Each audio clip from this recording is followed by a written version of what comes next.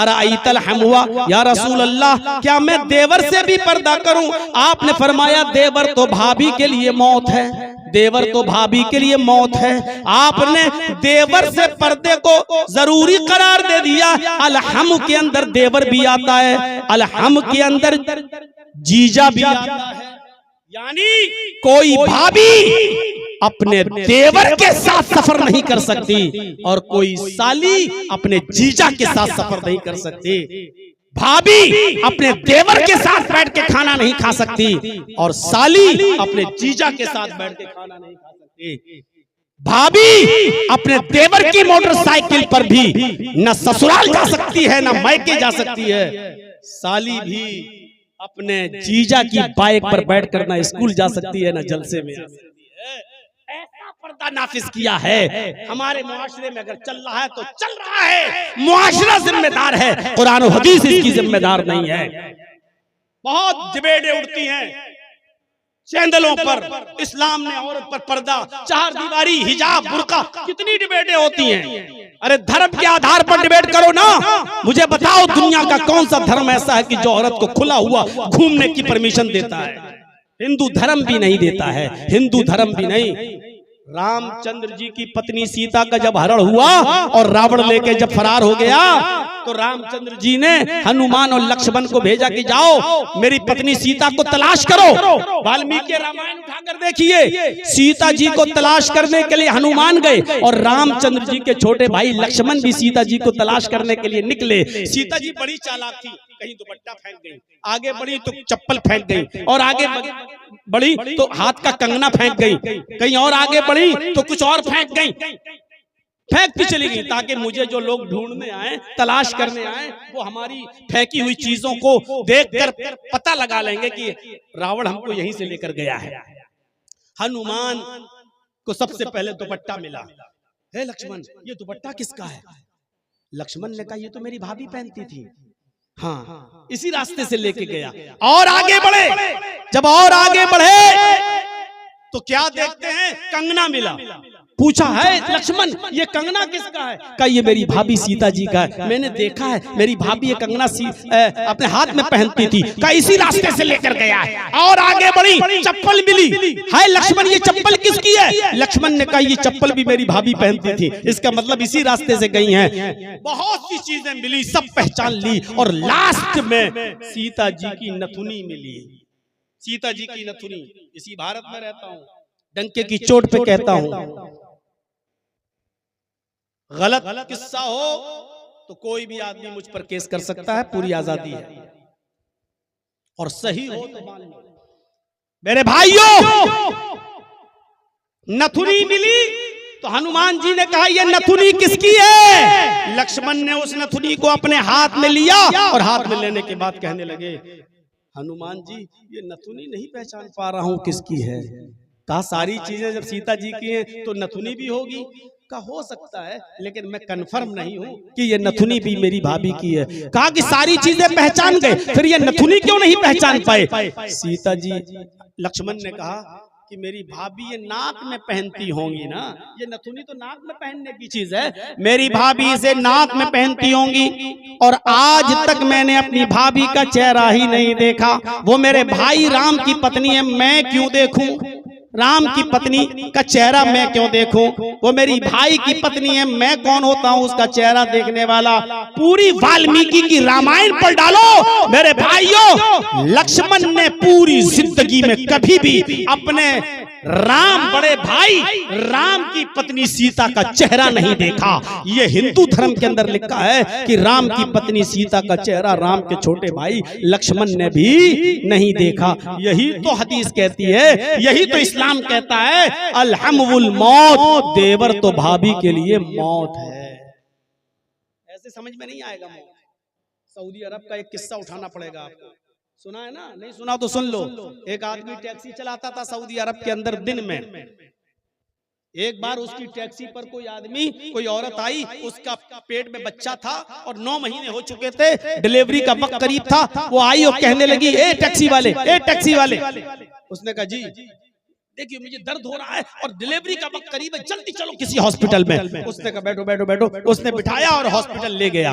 Hospital में उसको जल्दी से एडमिट कर लिया गया जद्दा में। अब ये कहने लगा अरे मेरे पैसे तो दे जाओ, वो तो इमरजेंसी में चली गई। अब 1 घंटा हो गया, 2 घंटा हुआ, बैठा है वहां। अब सोचने लगा यार चलो अपना कस्टमर देखते हैं, ये तो पता नहीं कितना दिन लग जाए इसको। अब 1-2 दिन के बाद जब यहाँ से लौटेंगे तो इस अस्पताल में होते हुए जाएंगे, तब इससे पैसे ले लेंगे। इस आदमी को रजिस्टर पे नाम लिखवाया गया, नाम लिखो, तुम इस औरत को लेके आए हो, कहाँ, नाम लिखो। उसने अपना नाम लिख दिया और घर का फोन नंबर लिख दिया। उस जमाने में मोबाइल नहीं चलते थे, 22 साल पुरानी बात है, तो उस जमाने में मोबाइल नहीं चलते थे, फोन नंबर लिख दिया। अब ये बेचारा दिन भर टैक्सी चलाता रहा, रात में जब अपने घर गया, सोया, फजर में उठा, इसकी बीवी चाय वाय बना के लाई कि अब ये फजर के बाद फिर टैक्सी चलाने के लिए जाएगा। जैसे ही ये फजर में चाय पी रहा था, नमाज पढ़ने के बाद आकर फोन की घंटी बजी। इसने फोन उठाया, हेलो, ये समझा किसी कस्टमर का कॉल है। हाँ हेलो, कहा कि कल उस औरत को तुम लेकर आए थे हॉस्पिटल में। इसने कहा जी जी जी जी। कहा कि तुम अपनी बीवी को यहाँ छोड़ गए हो, तुम्हें शर्म नहीं आती है? इस हाल में पूरी रात उसने गुजारी बेचारी ने। इसने कहा अरे डॉक्टर साहब वो मेरी बीवी नहीं है, वो तो कस्टमर थी। कहा चुप चुप चुप चुप। वो औरत रात भर चिल्लाती रही कि मेरा आदमी कहाँ गया, मेरा आदमी कहाँ गया, जो हमें यहाँ छोड़ के आया वही मेरा आदमी था। इस आदमी का दिमाग खराब, मेरा कहे डॉक्टर अच्छा हुआ ये फोन मैंने उठाया, कहीं मेरी बीवी ने उठाया होता तो यही कयामत बर्पा हो जाती। कहा यहाँ आ रहे हो कि नहीं आ रहे हो? नहीं तो अभी पुलिस तुम्हारे घर भेजता हूँ। ये इंडियन लोग बड़े बदमाश होते हैं। अब बच्चा अच्छा सब हो गया, जब पैदा हो गया तो कहने लगे भाग, तुम्हारा बच्चा हुआ है, जल्दी आओ अपने बच्चे को ले जाओ यहाँ से। इसने कहा मैं आ रहा हूं लेकिन बच्चा मेरा नहीं है।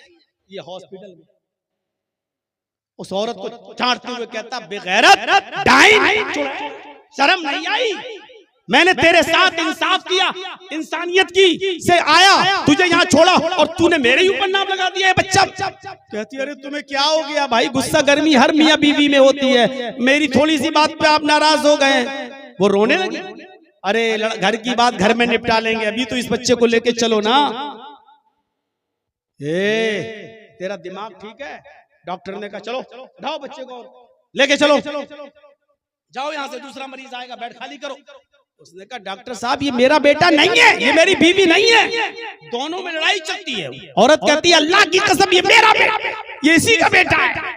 और औरत के आंसुओं पर सब आदमी फिदा हो जाते, उसके सब बुरा लगता है, पूरा स्टाफ औरत का साथ दे रहा है। भाई घर की बात घर में निपटा लेना। ये कह रहा नहीं है मेरा बेटा। जब बात बहुत आगे बढ़ गई तो डॉक्टर ने कहा अच्छा उस बच्चे को लेके आओ, तुम भी आओ, दोनों का भी ब्लड निकाल कर डीएनए टेस्ट करते हैं, 2 दिन में रिपोर्ट आ जाएगी ये बच्चा किसका। जैसे ही ब्लड निकालने के लिए डॉक्टर ने सिरिंज अंदर लगाई, औरत चीख के कहती है डॉक्टर साहब मशीनें कभी कभी गलत रिपोर्ट दे देती हैं। डॉक्टर, अभी आदमी चिल्लाया चुप चुप चुप, मशीनें गलत रिपोर्ट देती है, अब तेरी पोल खुलेगी। कहा नहीं मैं नहीं मान सकती, मशीनें भी कभी कभी गलत रिपोर्ट दे देती हैं। डॉक्टर ने उसको समझाया नहीं नहीं मशीन कभी गलत नहीं बोलेगी, जो रिपोर्ट होगी वो सामने आ जाएगी, 2 दिन के बाद आना। ये औरत भी यहीं पर है, तुम 2 दिन के बाद आना, रिपोर्ट आ जाएगी। 2 दिन के बाद ये फिर गया, खुश था, डीएनए टेस्ट मेरा हो गया है, वो बच्चा मेरा थोड़ी निकलेगा, मेरा है ही नहीं। जब 2 दिन के बाद जब ये वहां गया तो डॉक्टर ने कहा तुम सच्चे हो, ये बच्चा तुम्हारा नहीं है, ये औरत झूठी है, आप जा सकते हो। औरत ने इसका गिरबान पकड़ लिया। डॉक्टर साहब मैंने कहा था ना कि मशीनें कभी कभी गलत रिपोर्ट दे देती हैं, अल्लाह की कसम ये इसी का बच्चा, मैं कहाँ जाऊंगी। डॉक्टर ने कहा मेरी बहन ये बच्चा इसका नहीं है, डीएनए टेस्ट से साबित हो चुका ये बच्चा इसका नहीं है। कहा मशीनें गलत रिपोर्ट देती हैं कभी कभी। डॉक्टर ने कहा नहीं भाई रिपोर्ट बाहर से होके आई है, बिल्कुल सही है। औरत उसके पैरों पे गिर पड़ी, ये तेरा बच्चा है, तू लेके जा। डॉक्टर ने उसको उठाया और कहा मेरी बहन तुम क्यों नहीं समझ रही हो, इसकी रिपोर्ट आई है, ये तो जिंदगी में कभी बाप बन ही नहीं सकता, ये तो बाप बनने के लायक नहीं है। तुम कहती हो कि इसका बेटा है, ये तो बाप ही नहीं बन सकता कभी जिंदगी में। अब इसका दिमाग खराब। इसने कहा हे डॉक्टर क्या कह रहा है, मेरे 6 बच्चे हैं और तू कह रहा है कि मैं बाप नहीं बन सकता। मेरे घर आकर देख, मेरे 6 बच्चे, डॉक्टर कहता ऐसा केस मेरी जिंदगी में कभी नहीं आया। अब औरत कहती मैंने कहा था ना कि गलत रिपोर्ट कभी कभी मशीन दे देती है। अभी आदमी चीखते हुए कहता चुप चुप चुप, ये तो सही है रिपोर्ट कि ये बच्चा मेरा नहीं है, लेकिन ये रिपोर्ट गलत है कि मैं बाप नहीं बन सकता, मैं तो 6 बच्चों का बाप हूँ। डॉक्टर ने फाइल उसको पकड़ाई, पकड़ चल भाग, मुझे नहीं मालूम, घर में पता लगा ये बच्चे किसके हैं, चल भाग। अब वो टैक्सी में बैठा, फाइल अंदर रखी और गाड़ी चलाई, और गाड़ी में बैठ के कहता है अगर ये रिपोर्ट सही है मैं बाप नहीं बन सकता, तो ये मेरी खेती पे हल चलाया किसने, मेरे खेत को फिर जोता किसने। अब ये बड़ा परेशान, सीधे घर गया और चप्पल से अपनी बीवी को मारने लगा दिन में ही, ताड़ ताड़ ताड़, कुछ नहीं सुन रहा है। वो कह रही क्या हुआ, इसने 20-25 जूते चप्पल मारे, फिर पूछा ये बता कि ये बच्चे किसके हैं।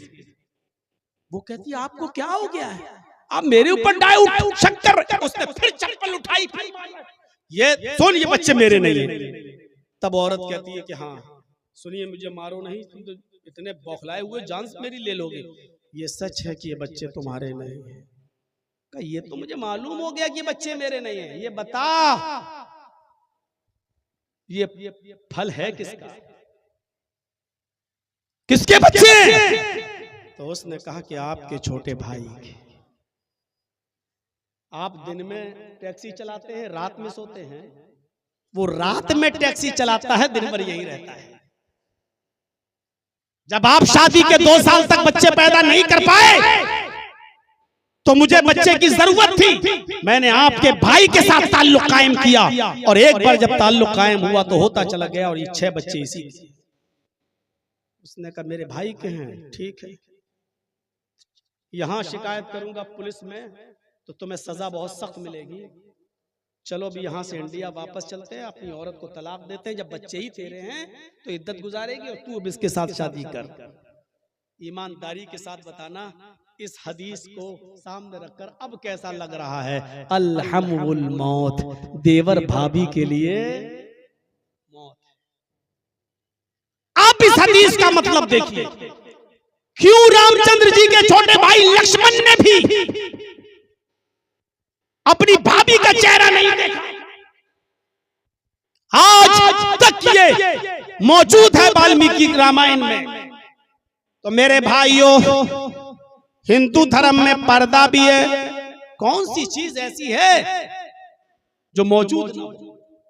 वाच्य भूपर्ति प्रेमणा माया मद विशारदा तब देवो महाराज ममदा सत्वमागिता मर्मोच्छिष्ट समंजियाति तथा तत्पश्य भो निर्प इति श्रुत्वा तथा दृष्टा परम विस्मय मागिता चतुर्विभ्रात्र में देव कृष्यामि क्लिश्यम भवन्तो बांधवा देवा स्वाशेना दृश्य था शरम शुरुधारी सदूषक उच्चलापि लिंगच्छेदीन सर्वभक्षो मतो मम्मा मुस्लेनेयो संस्कारा। श्रीमद् भागवत महान पुराण भविष्य पुराण प्रति सर्ग परो 3 खंड 25 मंत्र नंबर 23, 24, 25, 26, 27, 28। मैंने इतने मंत्र आपके सामने लाइन से पढ़ दिए हैं। इस धरती पर जब अंतिम ऋषि आएगा, इस धरती पर जब आखिरी नबी आएगा तो उसकी पहचान होगी शर्म शुरूधारी, वो लंबी दाढ़ी रखेगा। उसके मानने वाले भी लंबी दाढ़ी रखेंगे, दाढ़ी रखने वाले होंगे। शर्म शुरू धारी, लंबी दाढ़ी रखेंगे।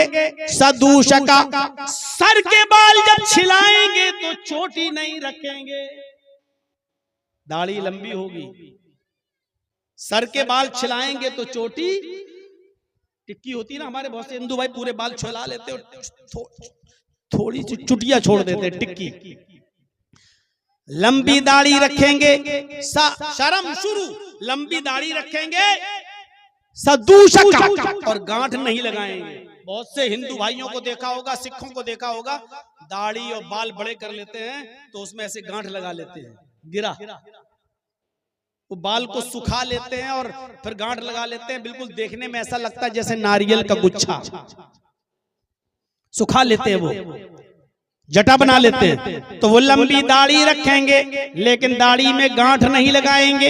ईमानदारी से बताना कौन है? दाढ़ी तो रखेंगे लेकिन दाढ़ी में गांठ नहीं लगाएंगे। सदूषका शर्म शुरूधारी सदूष, और सर के बाल कटाएंगे, टिक्की नहीं रखेंगे। टिक्की चुटिया। हिंदू धर्म में ये लिखा है कि शंकर भगवान की चोटी से, टिक्की से गंगा जमुना निकली है। ये गंगा जमुना किससे निकली? शंकर जी की चोटी से। वहां गंगा जमुना निकली शंकर जी की चोटी से। और इस्लाम के अंदर क्या है?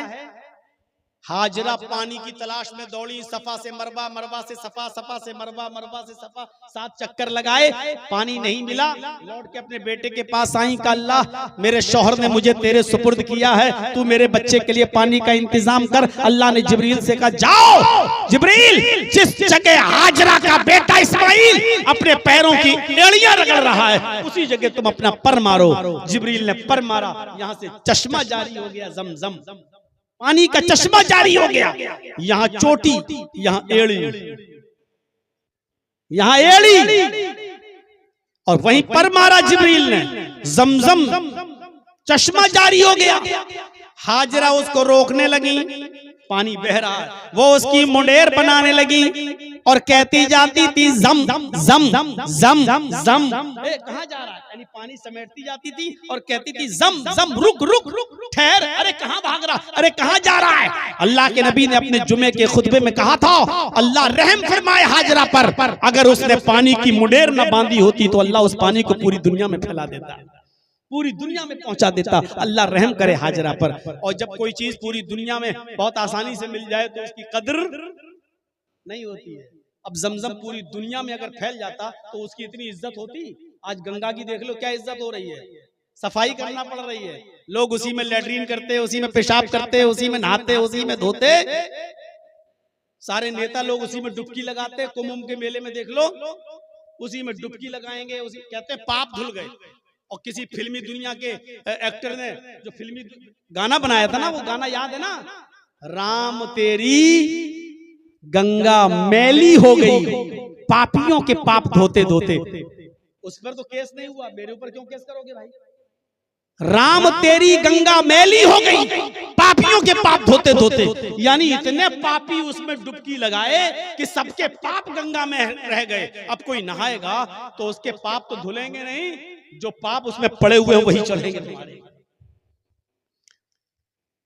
लेकिन जमजम की क्वालिटी देख लो, जमजम की कैटेगरी देख लो। जमजम में कैल्शियम भी है, जमजम में आयरन भी है, जमजम में जिंक भी है, जमजम में मिनरल्स भी हैं, जमजम में विटामिन भी हैं। मेरे इटावा में आज भी एक शख्स ऐसा है जो 20 साल पहले पानी की शिप से गया था हज करने। 20 साल के बाद वो इंतकाल कर गया, लेकिन उसके घर में 20 साल पुराना जमजम का पानी एक कट्टी में आज भी रखा हुआ है। आज भी फ्रिज में नहीं रखा, वो पानी आज भी रखा है। उसके बच्चे कभी कभी 1-2 ढक्कन टिप्पी लेते हैं और बीमार को उसी में एक जग पानी में एक ढक्कन मिलाया और दे देते हैं। 20 साल के बाद भी वो पानी न तो कीड़े पड़े, न सड़ा, न बदबू दिया। आज भी वो पानी 20 साल पहले जैसा था, आज भी वो पानी उसी शक्ल में मौजूद है। ये जमजम की कैटेगरी, ये जमजम की क्वालिटी है।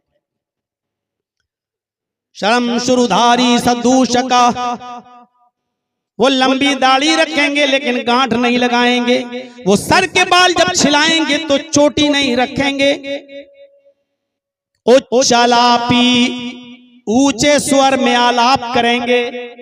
लोगों को इबादत के लिए, भक्ति के लिए बुलाने के लिए ऊंचे स्वर में आलाप करेंगे, ऊंचे स्वर में आलाप करेंगे। मंदिरों में ऊंचे स्वर में आलाप नहीं किया जाता है, मंदिर में घंटा बजाया जाता है, घंटा। लेकिन ऊंचे स्वर में आलाप क्या हुआ?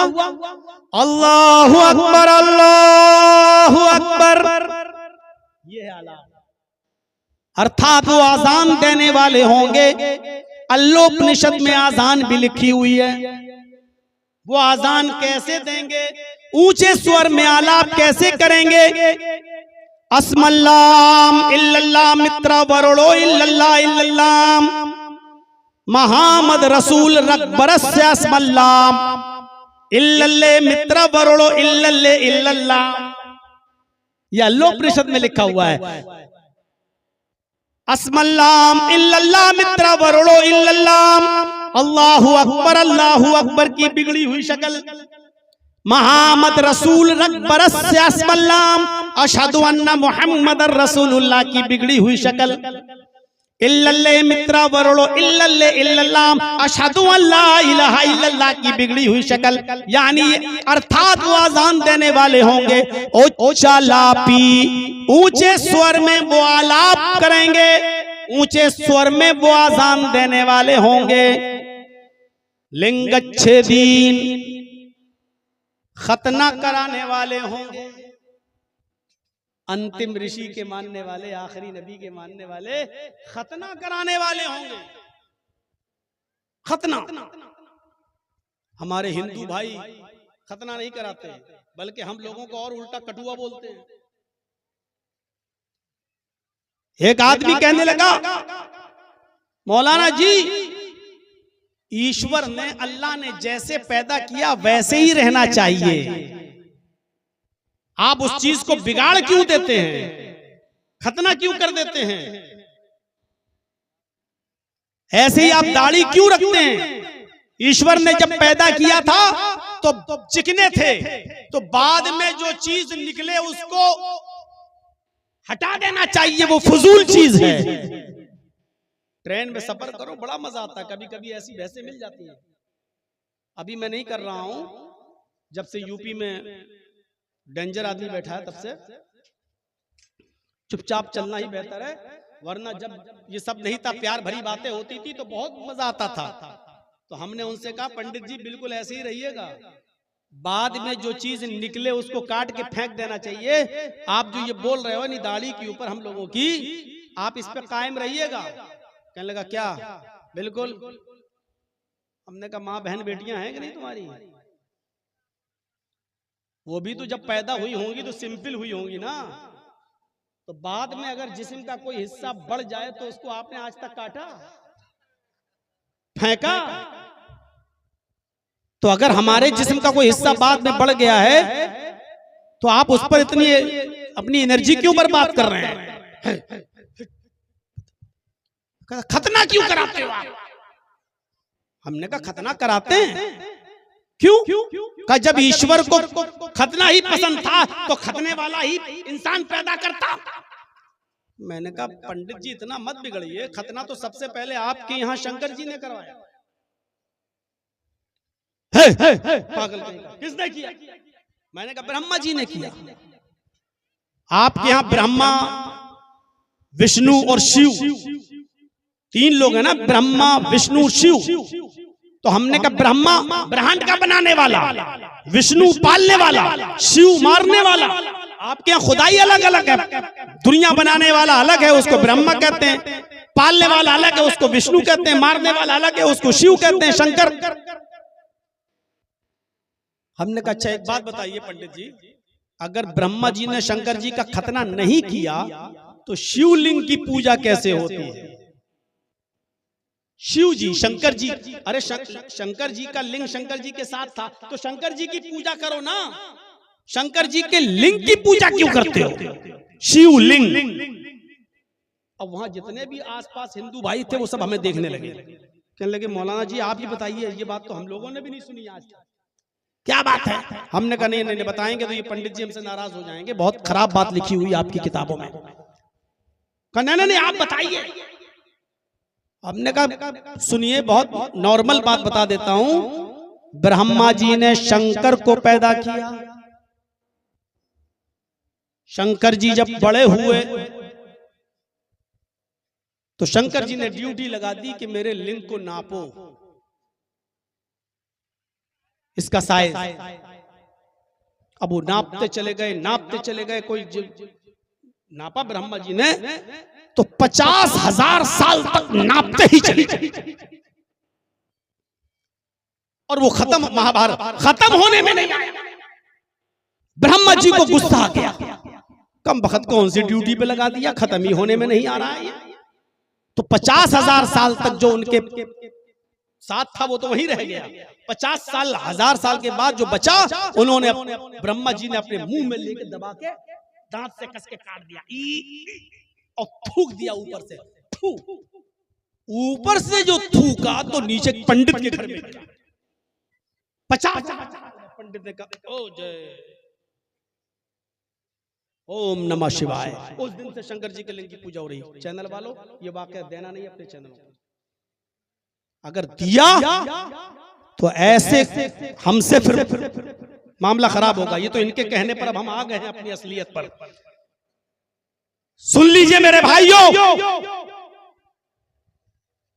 उस दिन से शिव जी की, वो पंडित कहता है अरे उस खतना तो उस तरह से होता है। तो हमने कहा उस जमाने में उस तरह नहीं चलता था, दांत से होता। अरे आगे की खाल का कट जाना खतरा कहलाता, खतना कहलाता, वो जिससे भी हो। अब इस सही बात क्या है आपको मालूम है? सही बात यह है कि हजरत इब्राहीम अलैहिस्सलाम ने इस दुनिया में सब सहाने के बाद सबसे पहले खतना कराया। सबसे पहले खतना किसका हुआ इस्लामी तारीख में? इब्राहीम अलैहिस्सलाम का। और यही मंजर है, इधर इब्राहिम उधर शंकर। मैं दोनों को कंपेयर नहीं कर रहा हूं, हमारे ऊपर चाय की होटलों में बैठ के बात मत कीजिएगा, लेकिन मुआजिना देखिए। इधर इब्राहिम अलैहिस्सलाम हाजिरा बच्चा नहीं होता था, पैदा ही नहीं हुआ उनका। 86 साल तक कोई औलाद पैदा नहीं हुई इब्राहिम अलैहिस्सलाम के पास। रब्बे हबली मिनस सालिहीन, अल्लाह मुझे साले बेटा दे। तब 86 साल की उम्र में अल्लाह ने उनको बेटा दिया। इधर शंकर जी के भी कोई बच्चा नहीं होता था, इधर शंकर जी के भी कोई बच्चा नहीं होता था। शंकर की पत्नी पार्वती जी नहा रही थी, उन्होंने अपने बदन के मैल और अपने बदन के कुचैल, अपने बदन की गंदगी से बच्चा बनाया और उसका नाम रख दिया गणेश। उसका नाम रखा गणेश और गणेश को दरवाजे पे खड़ा कर दिया, मैं नहा रही हूं, किसी को अंदर मत आने देना। थोड़ी देर के बाद शंकर जी जब अंदर आए तो गणेश बाहर खड़ा था। गणेश ने कहा कहां जा रहे हो? शंकर ने कहा ये तो हमारा घर है। शंकर जी ने कहा ये तो हमारा घर है। गणेश ने कहा अंदर तो मेरी माँ है पार्वती जी, मैं उनका बेटा हूँ, मैंने तो आपको नहीं देखा है, मेरी माँ की परमिशन नहीं है कि आपको अंदर जाने दें, आप कैसे कह रहे हैं कि ये मेरा घर है? शंकर जी ने कहा कि ये तेरा घर है? अरे पार्वती मेरी पत्नी है, मेरा कोई बेटा नहीं है। पार्वती कह रही है, तुम कह रहे हो कि मेरी माँ अंदर नहा रही है। शंकर जी ने तलवार निकाल ली, हट रहा कि नहीं हट रहा? गणेश जी ने कहा बिल्कुल नहीं, मैं गर्दन कटाना गवारा कर लूंगा, लेकिन अपनी माँ की नाफरमानी, अपने माँ की नाफरमानी नहीं करूंगा। शंकर जी को गुस्सा आया, उन्होंने अपने बेटे की गर्दन पे तलवार मार दी। गर्दन कट के कहां गिरी आज तक नहीं पता चला कि वो कहां गई, आज तक नहीं पता चला। गर्दन कट गई। शंकर जी अंदर घुसे, पार्वती जी ने तलवार में लगा हुआ खून देखा, कहा ये क्या किया? कहा बाहर जो लड़का खड़ा था उसको मार दिया, अंदर नहीं आने दे रहा था। कहा वो मेरा बेटा था। शंकर जी ने कहा मेरा तो कोई बेटा नहीं, अरे आज ही तो मैंने उसको अपने बदन के मैलों कुचैल से बनाया था। कहा ओ मुझे नहीं मालूम था। कहा मेरे बेटे को जिंदा करो, किसी तरीके से जिंदा करो, मैं नहीं जानती हूँ। शंकर का काम तो मारने का था, जिंदा तो कर नहीं सकते थे। अब पूरी दुनिया में गर्दन ढूंढी, गर्दन नहीं मिली। रास्ते से एक हाथी आ रहा था। शंकर जी ने कहा पार्वती गर्दन तो नहीं मिल रही है, अगर इस हाथी का सूंड काट के गणेश के लगा दें और गणेश जिंदा हो जाए तो चलेगा? पार्वती जी ने कहा कुछ भी करो, मेरे बेटे को जिंदा करो। तब उन्होंने एक हाथी को गर्दन काटी और गणेश जी के लगाई, गणेश जी जिंदा हो गए। अब गौर कीजिए, यहाँ इब्राहिम को बेटा नहीं हो रहा, बेटी नहीं हो रही है, रब्बे हबली मिनस सालिहीन। उधर शंकर को बच्चा नहीं हो रहा है, उधर शंकर ने अपने बेटे की गर्दन उड़ाई, इधर इब्राहिम अलैहिस्सलाम ने भी अपने बेटे इस्माइल की गर्दन पर छुरी चलाई। मुआज़िना देखिए आप, इधर इब्राहिम अलैहिस्सलाम ने अपने बेटे इस्माइल की गर्दन पे छुरी चलाई, वहां गर्दन कट गई, यहां गर्दन नहीं कटी। उधर शंकर ने गणेश की जिंदगी को बचाने के लिए हाथी का सूंड काटा और लगाया, इधर अल्लाह ने इस्माइल की जगह पर जन्नत से दुम्बा उतारा, इधर दुम्बा कट रहा है, इधर दुम्बा ज़िबा हो रहा है, उधर हाथी की गर्दन काटी जा रही है। इधर इब्राहिम है, उधर शंकर है, इधर पार्वती है, उधर हाजरा है। मेरे भाई जो जरा गौर कीजिए आप, इधर शंकर जी गर्दन पे छुरी काट रहे हैं, इधर इब्राहिम छुरी चला रहे हैं, उधर हाथी कट रहा है, इधर दुम्बा कट रहा है। ये मुआज़ना है, पढ़िए आप किताबों को। और सबसे पहला खतना किसका हुआ? इब्राहिम अलैहिस्सलातु वस्सलाम का। इधर भी किसका खतना है? शंकर जी का, यानी शिवलिंग की पूजा हो रही है। असल खतना ये था। लिंग अच्छे दिन वो खतना कराने वाले होंगे, अंतिम ऋषि के मानने वाले खतना कराने वाले होंगे। और एक चीज और बताई, लिंग अच्छे दिन सर्वभक्षुमतो मम्मा, सब कुछ खाएंगे, सब कुछ खाएंगे। मांसाहारी भी होंगे और शाकाहारी भी होंगे, लेकिन हर जानवर का गोश्त नहीं खाएंगे। कौन से जानवर खाएंगे वो भी लिख दिया। बिना कौलन च पश्वशते शाम, उनके यहाँ उस वक्त तक कोई जानवर हलाल नहीं होगा, शुद्ध नहीं होगा, जब तक उसके ऊपर कौल यानी मंत्र नहीं पढ़ लिया जाएगा, यानी बिस्मिल्लाह अल्लाहु अकबर कहकर वो जानवर को ज़िबा करेंगे।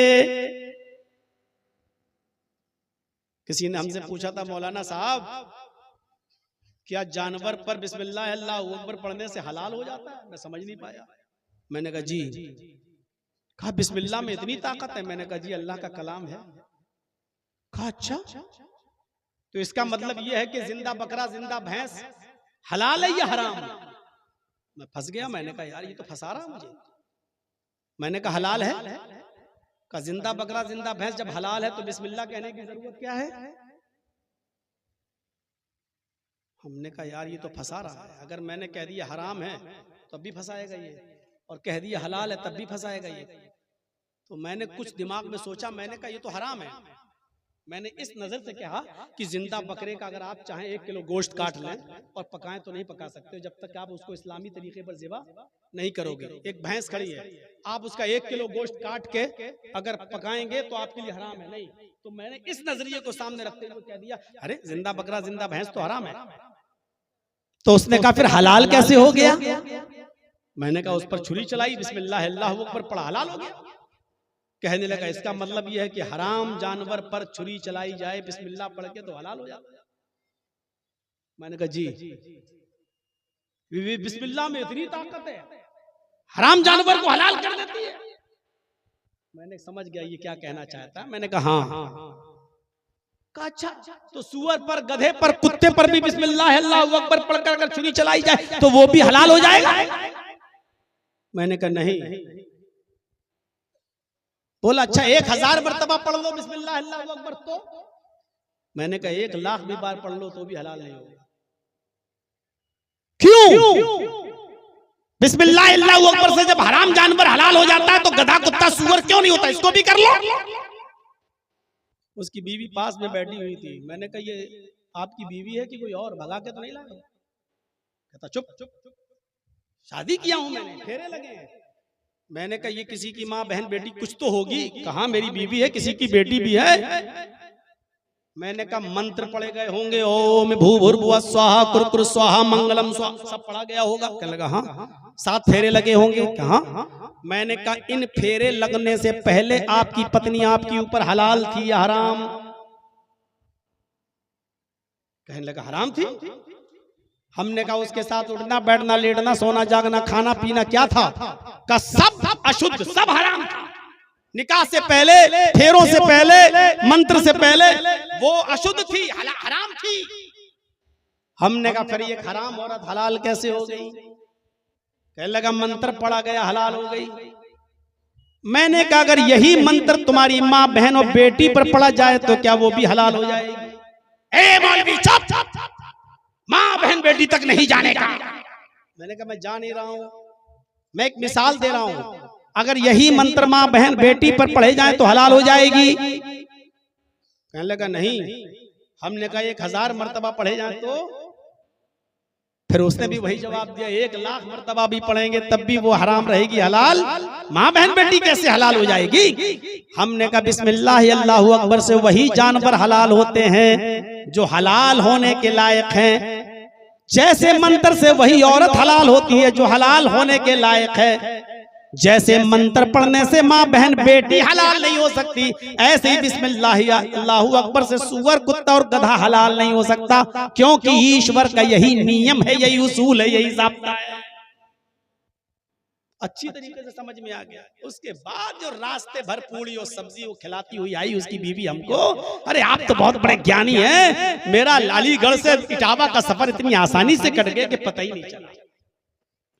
मेरे भाइयों, जब भी कोई आपसे ये सवाल करे कि आप भैंस खाते हो, बकरा खाते हो, हैं, और ये खाते हो, वो खाते हो, कुत्ता और गधा क्यों नहीं खाते, आप उससे फौरन इल्जामी सवाल ये कर लें कि आप भी तो बकरी का, गाय का, भैंस का दूध पी लेते हो, कुतिया का काहे नहीं पीते, गधी का काहे नहीं पीते, सुअरी का क्यों नहीं पीते?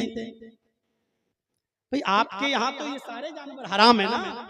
हमारे यहाँ जो जानवर हलाल है उसका दूध भी हलाल है, उसका गोश्त भी हलाल है। जो जानवर हराम है उसका गोश्त भी हराम है, उसका दूध भी हराम है। तुम्हारे यहाँ तो सारे जानवर हराम है, तो दूध क्यों हलाल हो गया? और उन्हीं जानवरों का दूध तुम क्यों पीते हो जिनको हम खाते हैं? मुसलमान बकरी खाता तुम उसका दूध पीते हो, मुसलमान भैंस खाता तुम उसका दूध पीते हो। गाय का नाम हम किसी मसलहत से नहीं ले रहे हैं, क्योंकि सिर्फ बिहार और बंगाल तक हम सीमित नहीं हैं, और ये चैनल वाले अपने हरामी पने से बाज आएंगे नहीं। ये अपना सुअरपना दिखाकर ही मानेंगे, क्योंकि इनके चैनल को व्यूज चाहिए। इसलिए मैं मसलहतन नाम नहीं ले रहा हूं। हम उसका दूध गोश्त खाते हैं तो दूध भी पीते हैं। आप मुझे बताइए, जिन जानवरों का हम गोश्त खाते हैं और दूध पीते हैं, आप भी उन्हीं जानवरों का दूध क्यों पीते हो? मुसलमान कुत्ता नहीं खाता, आप कुतिया का दूध क्यों नहीं पीते? मुसलमान सुअर नहीं खाता, आप सुअरी का दूध क्यों नहीं पीते? मुसलमान गधा नहीं खाता, आप गधी का दूध क्यों नहीं पीते? कुछ तो छुपी चीजें हैं। ये सारे जानवर आपके यहां पर भी हलाल हैं, लेकिन मैं आपको मशवरा दूंगा, मत खाइए, वरना इतना महंगा हो जाएगा कि गरीब मुसलमान खरीद ही नहीं पाएगा बेचारा। अभी भी लखनऊ चले जाओ, दिल्ली चले जाओ, मंगल के दिन मुसलमान अपनी होटलों को बंद रखते हैं। मैंने पूछा मंगल से क्या ताल्लुक है? बोले हमारी होटलें मुसलमानों से थोड़ी चल रही हैं, हमारी होटलें तो गैर मुस्लिम भाइयों से चल रही हैं। मंगल को हम मक्खी मारते हैं, कोई आता ही नहीं है। जितने भी खाने वाले लोग हैं, मुसलमान तो सिर्फ बदनाम है। गाय के मामले में सबसे बड़ा बीफ का एक्सपोर्ट करने वाला बीजेपी का नेता, सबसे ज्यादा गाय का गोश्त विदेशों में भेजने वाला बीजेपी का नेता। मुसलमान तो सिर्फ बदनाम है। खाने में आप चले जाइए, लखनऊ के अलीगंज में आ जाइए, बड़ी बड़ी होटलें जहां वहां चले जाइए, मंगल को इन लोगों को होटलें बंद करना पड़ती हैं, इसलिए कि हिंदू भाई मंगल के दिन नहीं खाता है, वो मंगल के दिन का एहतराम करता है, इसलिए मुसलमानों को भी अपनी होटलें बंद करना पड़ती हैं। फिर भी हम बदनाम हैं, फिर भी हम बदनाम हैं। मेरे भाइयों, सोचिए, क्या कालिंग अच्छे दीन सर्वभक्षो मतो मम्मा, वो सब कुछ खाएंगे, मांसाहारी भी होंगे और शाकाहारी भी होंगे, लेकिन हर जानवर का गोश्त नहीं खाएंगे। वो वही जानवर खाएंगे जिस पर कौल यानी मंत्र पढ़ लिया गया होगा, बिस्मिल्लाह अल्लाहु अकबर पढ़ा जाएगा, वही जानवर खाएंगे। मुस्लिम नेओ संस्कारा, ये लोग कौन लोग?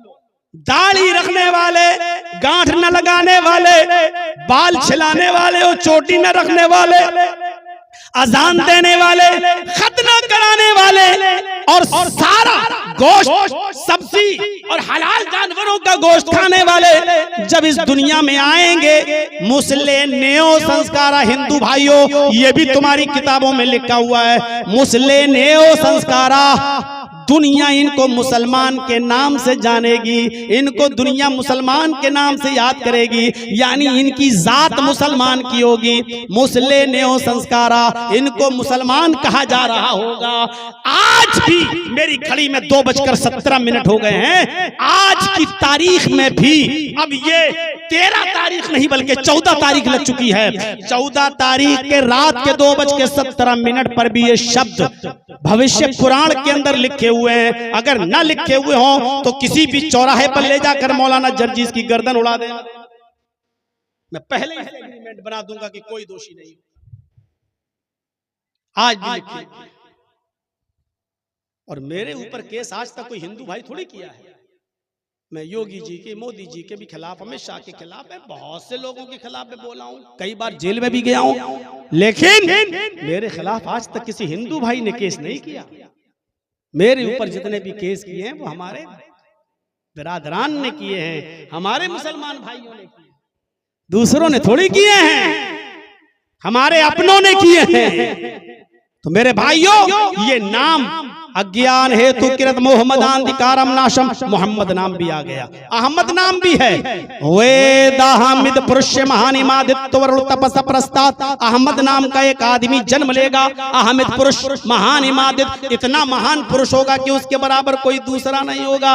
वरुण तपस, अल्लाह का बहुत ज्यादा नाम लेगा। मोहम्मद रसूलुल्लाह से ज्यादा अल्लाह का किसी ने नाम लिया? मुझे बताइए। वरुण तपसा, उसका नाम अहमद होगा, और अल्लाह का सबसे ज्यादा नाम लेने वाला होगा अल्लाह का मोहम्मद रसूलुल्लाह से ज्यादा किसी ने नाम ही नहीं लिया।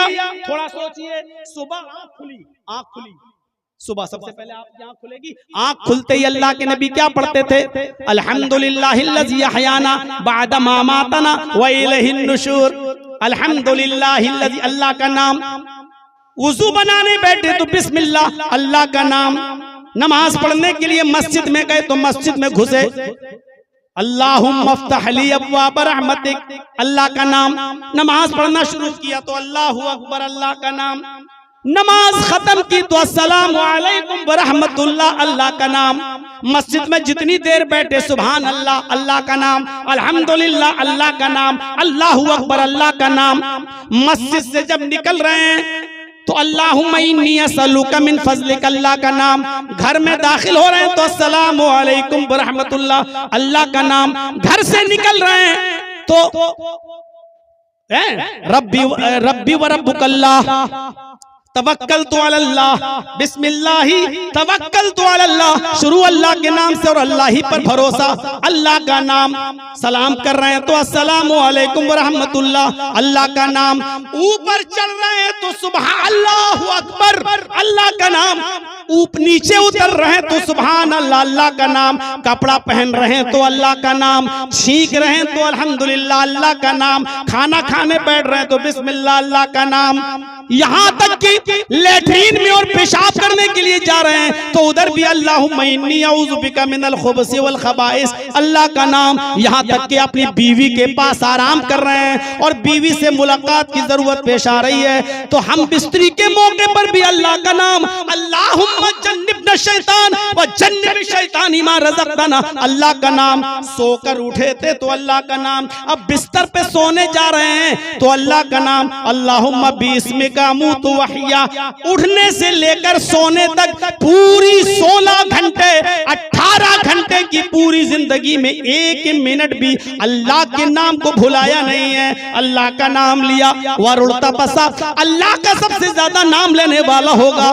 प्रस्ताद, कृष्ण जी कह रहे हैं जब वो आ जाए तो उसी की कुटिया में चले जाना, उसी के धर्म में चले जाना। नहीं आया जन्नत में जाने का, स्वर्ग में जाने का, उसके अलावा कोई रास्ता नहीं है। श्री कृष्ण अर्जुन से कह रहे हैं श्रीमद् भागवत गीता के 6 अध्याय के 10वें मंत्र में, योगी युज्जीत सततमात्मानं रहस्य स्थिता एकाकी अच्युतात्मा निराशीर परिग्रह।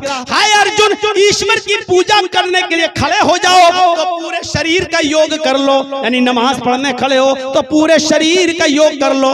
अल्लाहू अकबर, ये हाथों का योग। अल्लाहू अकबर, रुकू करके कमर को इतना सीधा कर लो कि रुकू में पानी का बर्तन तुम्हारी पीठ पर रखा जाए तो गिरने न पाए, पीठ इतनी सीधी कर लो। समी अल्लाहु लिमन हमीदा, खड़े हो जाओ, अल्लाहू अकबर कहकर सजदे में जाओ।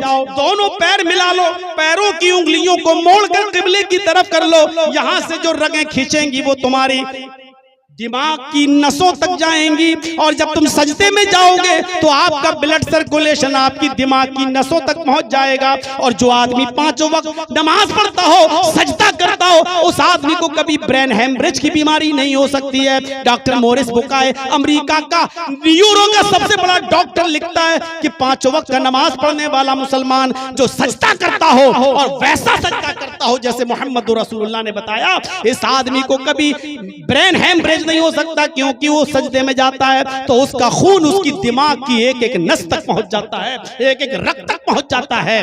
क्या कहा गया? हाय अर्जुन, ये इबादत, ये नमाज दिन भर में 5 मर्तबा पढ़ना, पंचम समय कर्तव्य, 5 मर्तबा पढ़ना, अहम स्वयं कर्तव्य, मैं खुद 5 मर्तबा पढ़ता हूँ। मिर्गा चरम, अगर जमीन पाक न हो, उस पर नमाज पढ़ने की ताकत न हो, जमीन ना पाक हो, मिर्गा चरम, मिर्ग मानी हिरन और चरम मानी चमड़ा, तो हिरन के चमड़े को जाए नमाज बना लेना, हिरन के चमड़े को बिछा लेना और हिरन के चमड़े पर नमाज पढ़ लेना। ये कृष्ण जी अर्जुन से कह रहे हैं। कृष्ण जी भी 5 वक्त की नमाज पढ़ा करते थे। ये है हिंदू धर्म के अंदर भी इस्लाम की चमक। नबी बनने के बाद, रसूल बनने के बाद जब खाने काबा में आपने पहली मर्तबा नमाज अदा की, मक्के में खाने काबा में जब पहली मर्तबा नमाज अदा की, नमाज पढ़कर फारिग हुए, अल्लाह ने कहा ओ मेरे हबीब, ओ मेरे नबी, ओ मेरे महबूब, जिस मस्जिद में आपने नमाज अदा की, जिस मस्जिद में आपने नमाज अदा की, ये अब मामूली मस्जिद नहीं रह गई। आपने जहां सजदा किया, जहां रुकू किया, कयाम किया, अब ये मामूली मस्जिद नहीं रह गई। आपने जिस मस्जिद के अंदर नमाज अदा कर ली, आज के बाद मेरे जितने बंदे इस मस्जिद में नमाज पढ़ेंगे, मेरे जितने बंदे आपके ऊपर ईमान लाने वाले, मेरे ऊपर ईमान लाने वाले जितने भी मोमिन बंदे इस मस्जिद के अंदर नमाज पढ़ेंगे, उनकी एक रकात को हम 1 लाख रकात के बराबर तस्लीम करेंगे। 1 रकात का सवाब हम उनको 1 लाख रकात के बराबर देंगे। ये आज़मत दी अल्लाह ने मोहम्मद रसूलुल्लाह। खाने काबा में जो शख्स नमाज पढ़ता है ना, 1 रकात का सवाब 1 लाख रकात के बराबर। इस मस्जिद में नमाज पढ़ो तो 10 रकात के बराबर, दूसरी मस्जिद में जाओ तो 10 रकात के बराबर, 1 का 10 गुना, रमजान के महीने में 70 गुना। लेकिन खाने काबा में आप जाइए, 1 रकात नमाज पढ़ेंगे तो उस 1 रकात को अल्लाह 1 लाख रकात बना देता है। नबी अकरम ने फरमाया, जिसने मेरी इस मस्जिद में 1 रकात अदा की, अल्लाह उसको 1 लाख रकात के बराबर सवाब दे। मकाम और मर्तबे को पहचाने। मक्के से परेशान हुए मक्के के लोगों ने आपका जीना हराम कर दिया। हिजरत का हुक्म हुआ, खाने काबा का गिलाफ पकड़ा, रोने लगे और चलने लगे। मक्का छोड़कर मदीने की तरफ जा रहे हैं, खाने काबा का दीदार करते हैं, प्यार भरी नजरों से खाने काबा को देखते और कहते हैं, अय काबा, मुझे तेरे बाशिंदों ने मजबूर कर दिया, मुझे तेरे बाशिंदों ने मक्के में रहने नहीं दिया, मैं तुझे छोड़कर मदीना जा रहा हूँ, वहीं पर सुकूनत अख्तियार करूंगा, मुझे तेरे बाशिंदों ने मजबूर कर दिया मक्का छोड़ने पर। मक्के की मोहब्बत, खाने काबा की मोहब्बत को अपने दिल में लिए हुए मेरे भाइयों, आप मदीने पहुंचते हैं। मस्जिद नबी की तामीर होती है, मस्जिद नबी में नमाज अदा की जाती है। जब आपने मस्जिद नबी में नमाज पढ़ी तो अल्लाह ने कहा, ऐ नबी, आपने जिस मस्जिद के अंदर नमाज अदा की है, हमने उस मस्जिद में पढ़ी जाने वाली रकात को, 1 रकात को 1000 रकात के बराबर बना दिया। जिस हदीस के अंदर आता है मस्जिद नबी में 1 रकात का सवाब 50,000 रकात के बराबर है, वो हदीस इंतहाई दर्जे की ज़ईफ और कमजोर रिवायत। मैंने इस मस्जिद में पढ़ी जाने वाली 1 रकात को 1000 रकात के बराबर बना दिया। मक्के में 1 रकात पढ़ोगे तो 1 लाख रकात का सवाब, मस्जिद नबवी में मदीना में 1 रकात का सवाब 1000 रकात के बराबर। ये मकाम, ये मर्तबा, ये आज़मत अल्लाह ने मोहम्मदुर रसूलुल्लाह को दी। ये हैसियत थी मोहम्मदुर रसूलुल्लाह सल्लल्लाहु अलैहि वसल्लम की। मेरे साथियों जरा गौर करो, इंतकाल हो जाता है किसी का, आप उस इंतकाल में उस मिट्टी में शामिल हुए। जो लोग हज या उम्रा करने गए होंगे उनको मालूम होगा कि मस्जिद नबवी के साथ एक कब्रिस्तान है जिसको जन्नतुल बकी, बकीउल गरकत कहा जाता है, जहां सहाबा किराम की कब्रें मौजूद हैं। उस कब्रिस्तान के अंदर अल्लाह के नबी सल्लल्लाहु अलैहि वसल्लम उस मय्यत को दफन करते हैं। आपने उसकी जनाजे की नमाज पढ़ाई, उसको उस कब्रिस्तान में उतारते हैं, मिट्टी देते हैं। अल्लाह ने कहा है मोहम्मद सल्लल्लाहु अलैहि वसल्लम, आपने जिस कब्रिस्तान के अंदर आज मय्यत को दफन किया है, आज के बाद वो आम कब्रिस्तान नहीं है, आज के बाद हमने उसको जन्नतुल बकी बना दिया, बकीउल गरकत बना दिया, वो जन्नतुल बकी बना दिया। मस्जिद नबवी में हुजरे और मिंबर के दरमियान नमाज पढ़ने के बाद थोड़ी देर के लिए आप लेट गए, क्या आपको नींद आ गई? हुजरे और मिंबर के दरमियान आप लेटे और नींद आ गई। जब आंख खुली तो क्या देखते हैं? जिब्रील बैठे हैं। फरमाया आए मोहम्मद सल्लल्लाहु अलैहि वसल्लम, अल्लाह ने फरमाया मिंबर और हुजरे के दरमियान आप जिस जगह पर आराम फरमाए हैं, आप जहां लेट गए हैं, आप जहां सो गए हैं, अल्लाह ने इस जगह को भी रौज़तुम मिन रियाज़िल जन्नह, जन्नत का बागीचा बना दिया, जन्नत की क्यारी बना दिया। सोचिए तो सही मेरे भाइयों, क्या मकाम है नबी का। और बड़ी आसानी से आज हम नबी के फरामीन को छोड़ देते हैं। शादी हो, ब्याह हो, समाज में बहुत सी बुराइयां हो, कौन है जो आज नबी अकरम सल्लल्लाहु अलैहि वसल्लम की हदीसों पर अमल करता हुआ नजर आता है? कौन है जो कुरान और हदीस के मुताबिक, नबी के इरशादात के मुताबिक अपने मामलात को निपटाता हो?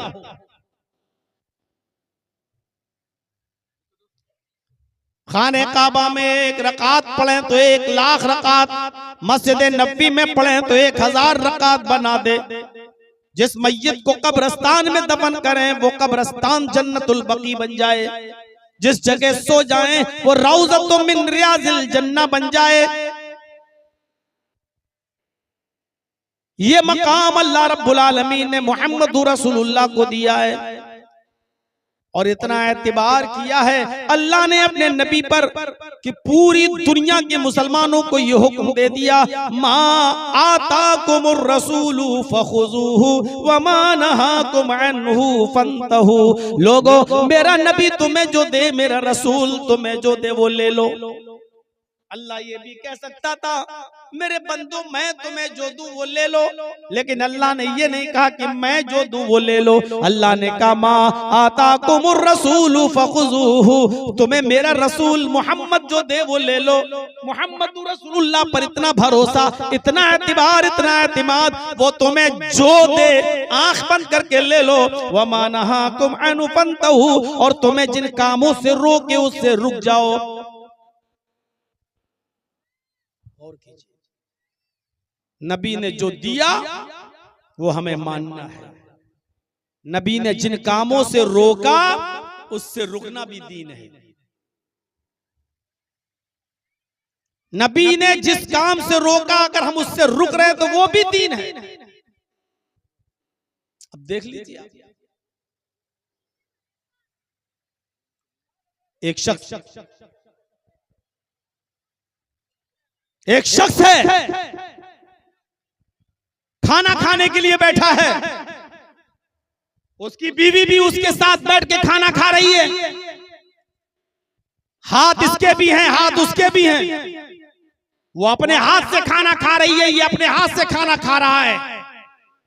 लेकिन अल्लाह के नबी फरमाते हैं अगर कोई प्यारो मोहब्बत से एक लुकमा उठाकर अपनी बीवी को खिला देता है, अपनी बीवी के मुंह में डाल देता है, तो अल्लाह इस पर भी उसको सवाब देता है। दोनों के पास हाथ पैर हैं, दोनों अपने हाथ से खा रहे हैं, लेकिन अल्लाह के नबी ने कहा अगर प्यार और मोहब्बत से कोई शौहर अपनी बीवी को एक लुकमा भी उसके मुंह में रख दे, खिला दे, तो इस पर भी सवाब। अब कोई शख्स इस हदीस पर अमल करते हुए, नबी की इस बात पर अमल करते हुए अपनी बीवी को एक लुकमा खिला दे, तो ये भी इबादत, ये भी सवाब। गौर करो, ये मकाम दिया है जनाबे मोहम्मद रसूलुल्लाह सल्लल्लाहु अलैहि वसल्लम को अल्लाह तबारक व तआला ने। हमने नबी की आज़मत को पहचाना नहीं।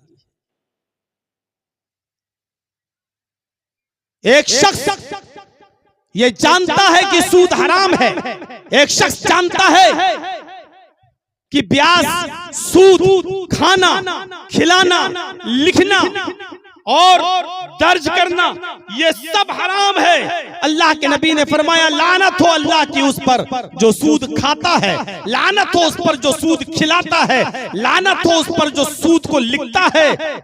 इन सब पर लानत भेजी है।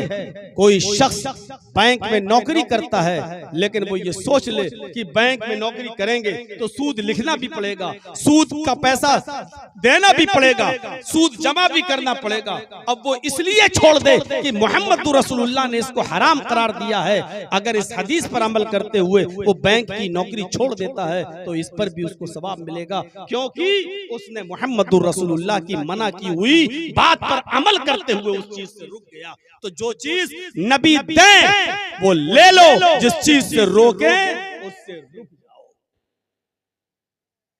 इसको भी इबादत का एक हिस्सा बना। और शॉर्ट में बोल दूं, नबी का मकाम क्या है? नबी जब चलता है तो कानून चलता है, नबी जहां रुक जाता है कानून रुक जाता है। नबी ही कानून है। नबी चलता है तो कानून चलता है, नबी रुक जाता है तो कानून रुक जाता है। ये मकाम है मोहम्मद रसूलुल्लाह सल्लल्लाहु अलैहि वसल्लम का। और यही वजह है कि दुनिया में कोई मजहब ऐसा नहीं है, कोई मजहब ऐसा नहीं है जिस मजहब के अंदर मोहम्मद रसूलुल्लाह का नाम किसी न किसी शक्ल में ना आया। किसी न किसी शक्ल में मोहम्मद रसूलुल्लाह का नाम ना आया हो, तो दुनिया में कोई मजहब ऐसा नहीं जिस मजहब के अंदर मोहम्मद रसूलुल्लाह का नाम किसी न किसी शक्ल में मौजूद ना हो। अल्लाह के नबी सल्लल्लाहु अलैहि वसल्लम ने खुद फरमाया मेरे चंद नाम है, इन्नली अस्मान, मेरे चंद नाम है, अना मोहम्मदुन, मेरा एक नाम मोहम्मद है, वो अना अहमद, और मेरा दूसरा नाम अहमद है, वो अनल माही, और मेरा तीसरा नाम माही है, मिटाने वाला। यमहुल्लाहु बियल कुफ्र, अल्लाह मेरे जरिए कुफ्र को मिटाएगा। वो अनल हाशिर, मेरा एक नाम हाशिर है, इकट्ठा करने वाला, जमा करने वाला। अल्लाह मेरे कदमों के पास, मेरे कदमों तले सारी दुनिया को जमा कर देगा कयामत के दिन। वो अनल आकिब, मेरा एक नाम आकिब है, बाद में आने वाला। वल आकिबुल्लज़ी लैसा बअदहु नबियुन, मैं सबसे बाद में आया हूं और मेरे बाद कोई नबी नहीं आएगा। इस हदीस में अल्लाह के नबी का पहला नाम क्या आया? मोहम्मद। मोहम्मद का अगर संस्कृत में तर्जमा करूं तो होगा नराशंस। मोहम्मद माना जिसकी बहुत तारीफ की गई हो, और नराशंस जिसकी बहुत प्रशंसा की गई। तो अगर कहा जाए मोहम्मद और उसको अगर हमें संस्कृत में कहना हो तो कैसे कहेंगे? नराशंस। मोहम्मद का माना जिसकी बहुत तारीफ की गई, और नराशंस का माना भी ऐसा आदमी, ऐसा व्यक्ति जिसकी बहुत प्रशंसा की गई। अब देखिए मोहम्मद का नाम वेद में कैसे आया। अथर्ववेद कांड 20 सूक्त 127 और उसका मंत्र नंबर 1, इदम जनाओपश्रुतो नराशंसिस्तश्विष्यते षष्ठिम सहस्त्रा नवीतम च कौरम मरुष्मे धूदत्महे। इदम जना है जनता, है लोगो, इदम जना, हाय लोगो, इदम मानी आए, जना मानी जनता, इदम जना, हाय लोगो, नराशंस उपश्रुत, तो नराशंस उपश्रुत मानी गौर से सुनो, अच्छी तरह सुनो, उपश्रुत गौर से सुनो, नराशंस मोहम्मद आएंगे, नराशंस एक ऐसा आदमी आएगा जिसकी प्रशंसा होगी, यानी मोहम्मद, उनकी तारीफ होगी, उनकी प्रशंसा इतनी होगी, इस तशविशियत पूरे विश्व में उनसे ज्यादा किसी का नाम न लिया जाएगा, इस तशविशियत उनसे ज्यादा किसी का कोई नाम नहीं लिया जाएगा, विश्व में पूरी दुनिया में मोहम्मद से ज्यादा किसी का नाम नहीं लिया जाएगा। ये किसमें है? अथर्ववेद कांड 20 सूक्त 127 का पहला मंत्र है, मोहम्मद का सबसे ज्यादा नाम लिया जाएगा दुनिया में, सबसे ज्यादा मखलूक के अंदर सबसे ज्यादा अगर किसी का नाम लिया जाता है तो वो कौन है? मोहम्मदुर रसूलुल्लाह सल्लल्लाहु अलैहि वसल्लम। रामचंद्र जी का भी उतना नाम नहीं लिया जाता, राम को बस तब याद किया जाता है जब किसी आदमी को बहुत बड़ी खुशी मिल गई हो, ओह हाय राम, या किसी को बहुत तकलीफ पहुंची हो, मोटरसाइकिल पे जा रहा हो जहेज वाली भिकमंगनी गाड़ी पर और फिसला, गिरा, टांग टूट गई, हाय राम, बस ये है राम को याद किया जाता, बस या तो खुशी में या गमी में। ईसाइयों में चले जाओ तो वो जीसस को तो याद ही नहीं करते, उनको जब तकलीफ पहुंचती है तो कहते ओ माय गॉड, बस वो भी अल्लाह को याद, वो भी तकलीफ में या खुशी में, हर वक्त नहीं। लेकिन मोहम्मदुर रसूलुल्लाह को कितना याद किया जाता है, आप तखय्युल की शाहराह पर सवार होकर सोचिए। इस वक्त मेरी घड़ी में 1:27 हो चुका है, रात का 1:27। इस वक्त भी कहीं ना कहीं दुनिया के किसी न किसी कोने में इशा की अजान हो रही होगी, और कहीं फजर की हो रही होगी, कहीं ज़ोहर की हो रही होगी, कहीं असर की हो रही होगी, कहीं मगरिब की हो रही होगी इस वक्त, और वहां नाम लिया जा रहा होगा, अशहदु अन्ना मुहम्मदर रसूलुल्लाह। इंसाइक्लोपीडिया ऑफ ब्रिटानिका का क्रिश्चियन राइटर अपनी किताब के अंदर लिखता है, एक सेकंड भी ऐसा नहीं जाता जिस सेकंड के अंदर मोहम्मद का नाम नहीं लिया जाता, मिनट नहीं, एक सेकंड भी ऐसा नहीं जाता जिस सेकंड में मोहम्मदुर रसूलुल्लाह का नाम न लिया जाता हो। आप सुबह उठिए, अजान सुनेंगे, मस्जिद में जाइए, वुजू बनाएंगे, क्या पढ़ेंगे? बिस्मिल्लाह। वुजू बनाकर फारिग होइए, क्या दुआ पढ़ेंगे? अशहदु अल्ला इलाहा इल्लल्लाह व अशहदु अन्ना मुहम्मदन अब्दुहु व रसूलुहु, अशहदु अन्ना मुहम्मदन अब्दुहु व रसूल। आपको मोहम्मद का नाम लेना पड़ेगा मेरे भाइयों।